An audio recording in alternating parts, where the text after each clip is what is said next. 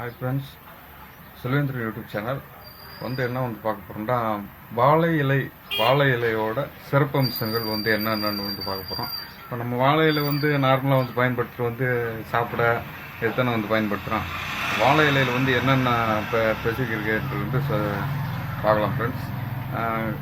ஒரு வருஷம் 2 வருஷம்ன்றல எத்தனையோ கோடி நூற்றாண்டுகளாக வாழை இலை பயன்படுத்திக்கிருக்காங்க. அதில் என்ன சிறப்பம்சங்கள் என்னென்ன ஸ்பெசிஃபிகேஷன் இருக்குன்றது பார்க்கலாம் ஃப்ரெண்ட்ஸ்.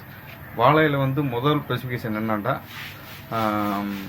இப்போ குழந்தையில வெண்டிலேட்டரில் வைக்கிறாங்கல்ல, வெண்டிலேட்டர் வச்சு நார்மல் ஹீட் பண்ணி பேபியை காப்பாற்றுவாங்க. இதே அந்த காலத்தில் வெண்டிலேட்டர் இதெல்லாம் இருக்காது. இப்போ வாழை இலையை ஒரு வாழை இலையை மடிச்சுட்டு, குழந்தைய மடிச்சுட்டு திரும்ப இன்னொரு வாழை இலையை அப்படியே மடித்து அதை ஒரு வெண்டிலேட்டர் மாதிரி வாழை இலையை பயன்படுத்தியிருக்காங்க. பாருங்க, அந்த வாழை இலைக்கு பேரே பாருங்க வாழை இலை, வாழை வைக்கிறதுக்கான இலைன்ற மாதிரி அந்த காலத்தில் பெயர் பெற்றிருக்கு.